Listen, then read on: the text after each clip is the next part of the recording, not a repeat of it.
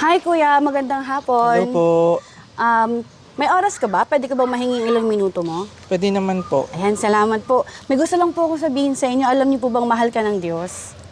Kapag may papakita po ako sa inyong picture, tingnan niyo po ito. Kapag titignan mo yung mabuti, sinasabi ng larawang ito na ang kwento ng buhay mo, ang kwento ng nakaraan mo, o maging kasakalukuyan mo, at maging yung hinaharap mo.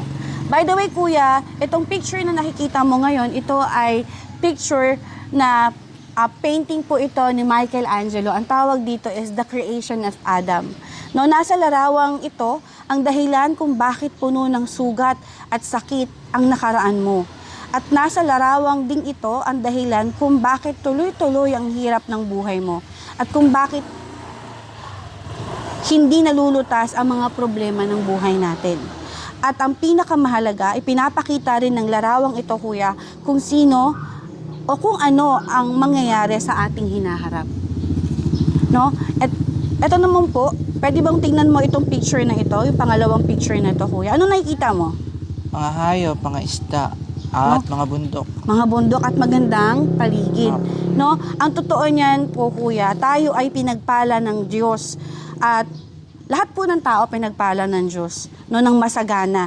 Nilikha ng Diyos ang tao bilang spiritual at walang hanggan na nilalang. Katulad po niya, no, ginawa ng Diyos ang tao na kanyang mga anak at pinagpala niya sila ng masabing magpakarami kayo at punuin natin ang buong mundo ng ating mga anak. No, sabi ng Diyos, pamahalaan natin ng mga ibon sa himpapawid, ang mga isda sa tubig o sa dagat, no?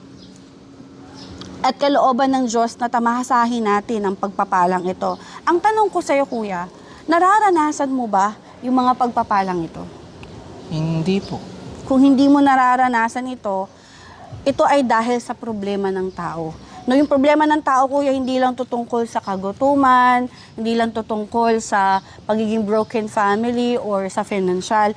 Ang problemang sinasabi dito ay ang kasalanan at ang sumpa. No, pakitingnan mo nga ang picture na ito, Kuya. Anong nakikita mo? Magkahiwalay ang tao at Diyos. Magkahiwalay ang tao at Diyos. Tama po. Nahiwalay ang tao sa Diyos at pinagmumula ng buhay at pagpapala. Pero bakit kaya sa tingin mo, no? Dahil naiwan o iniwan natin ang Diyos. Dahil dito nawala ang lahat ng pagpapala, ibinigay ng Diyos at dumating sa kanila o sa ating mga buhay ang sumpa. Ngunit, no, walang sino man na makalulutas ng problemang ito, hindi kahit ang pinakadakilang tao ang presidente. No? Ang makapangyarihang Diyos lamang ang makalulutas ng problemang ito ng tao. Ngayon, Kuya, pwede bang tingnan mo muli yung picture na ito? Anong nakikita mo?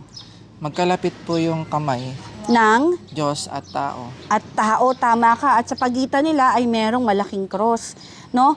Ibig sabihin nito, Kuya, nabuksan na ang daan papunta sa langit. Good news po ito. Dahil bakit? Si Jesus na Diyos ay dumating sa mundong ito at nilutas ang lahat ng problema ng tao sa pamamagitan ng kanyang kamatayan sa krus at muling pagkabuhay. Ngayon, ang sino mang mananampalataya kay Jesucristo ay maaaring maging anak ng Diyos at makapasok na sa langit. Wow! No? At meron kang mahalagang desisyong gagawin. Ano naman itong sunod na picture, Kuya? Pwede ba tignan mo? Anong nakikita mo? Langit at impyerno po. Langit at impyerno. Alam mo, Kuya, lahat ng tao ay kailangan pumunta sa isa sa mga lugar na ito. Isang langit o sa lupa. No? Ituro mo, gamit ang iyong daliri, kung saan ang gusto mong puntahan. Dito po, langit. Siyempre sa langit. No, kung gusto mong pumunta sa langit, kailangan mong tanggapin si Jesus bilang tagapagligtas mo. Maaari mong tanggapin si Jesus bilang tagapagligtas mo sa pamamagitan ng paghahayag ng pananampalataya. Ngayon naman po, Kuya, no, dahil bago pa lang lahat, sinabi ng Diyos, kung ang tao ay sumasampalataya sa puso, siya ay magiging matuwid. At kung ipahahayag ng ating bibig, siya ay maliligtas. So ngayon, handa ka na bang ihayag sa bibig mo at tanggapin si Jesus bilang iyong Diyos at tagapagligtas? Opo. Sige, kung handa ka na, sabayan mo ako sa aking panalangin. Panginoong Jesus, Panginoong Jesus, ako ay isang makasalanan. ako ay isang makasalanan. Ngayon, narinig ko ang mabuting balita ng kaligtasan. Ngayon, narinig ko ang mabuting balita ng kaligtasan At tinatanggap ko si Jesus bilang tagapagligtas ko at hari ko. at tinatanggap ko si Jesus bilang tagapagligtas ko at hari ko. Gabayan mo ako hanggang sa araw na makarating ako sa langit. Gabayan mo ako hanggang makarating ako sa Araw na makarating ako sa langit. araw na makarating ako sa langit. Mula ngayon, susunod ako Mula ngayon, susunod ako kay Jesus at maglilingkod sa Kanya sa Kanyang iglesia. kay Jesus at maglilingkod ako sa kanyang iglesia. Nananalangin ako sa pangalan ni Jesus. Nanalangin ako sa pangalan ni Jesus. Amen. Amen. Ngayon kuya, ikaw ay ligtas na. No, kaya naman inaanyayahan kita sa Holy Fire tuwing linggo, 10 a.m. ng umaga. Pero tatandaan mo ha, ingatan natin ang ating kaligtasan hanggang sa araw na tayo ay makapasok sa langit.